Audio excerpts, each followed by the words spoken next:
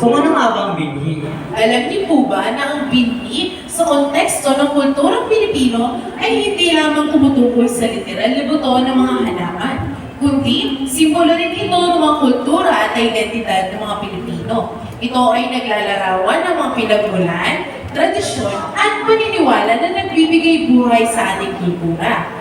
Ang binhi ay maaaring magpresenta ng mga pamana ng mga kaalaman, mga halaga at ugalian na ipinasa mula sa isang henerasyon patungo sa susunod. At kahit sinimpo ng guro, mga guro at ang magulang, palalimin mo rin natin ang pag-ibig natin sa ating bayan.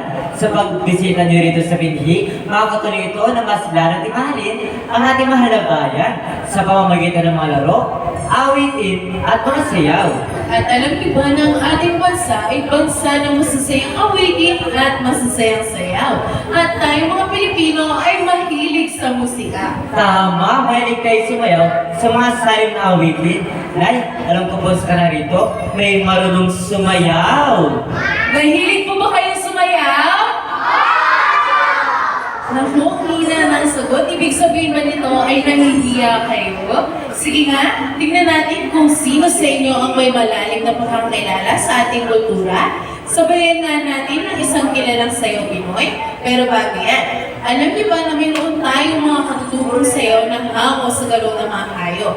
At isa na dito ang itik-itik. Pwede niyo po ba kaming sabayan? Ayan, maestro.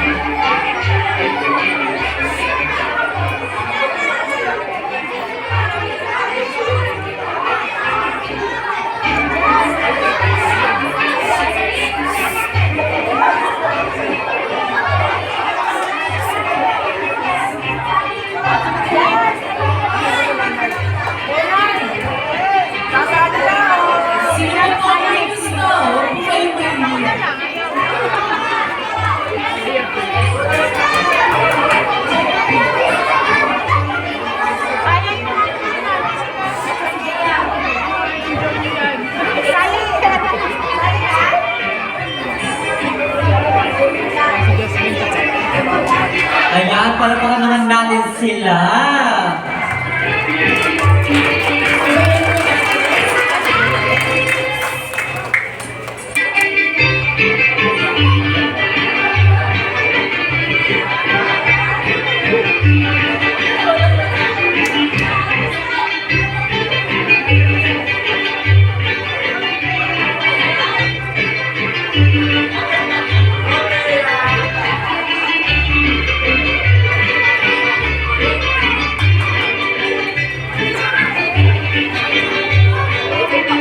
Mahusay, palapakan nga natin yung mga sarili.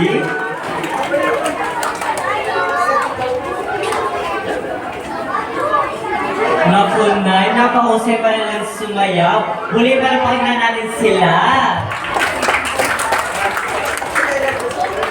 Pero Nay, alam ko po rin sa rito, may mahilig umawit. Mahilig po ba kayo kumanta? Ayan, mukhang marami. Pero bago yun, nasubukan niyo na ba ang awitin ng ating ubong singsing? Ayan, meron daw pong nakakanta na. Pero bago yun, ano nga ba ang ating ubong singsing. Ang ating grupong singsing ay isang tradisyonal na awitin ng katutubong Pilipino. Inaawit ito sa salitang Kapampangan. Ang ating kapong singsing sa Tagalog ay mayroon na pong singsing. Patungkol ito sa isang ina na nagbigay ng singsing sa kanyang anak, ngunit nawala niya ito. Ngayon, handa na ba kayo umawit? Kasama kami? Ayan, sabay-sabay po tayo awit, maestro.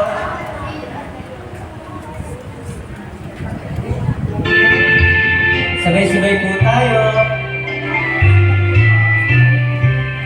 Ating kubong singsing, metong niyang timpukan, amanakiliti, ganitong ibaday, sa kanyang sirino, kinmetong akaman, newalaya iti, ekukamanaya, insukan inloko, susukol king banwa, pikuros kong kamay, baboning lamesa, nino mamanahi, kinsingsing kong mana, kalulong puso ko, mangidoya kaya.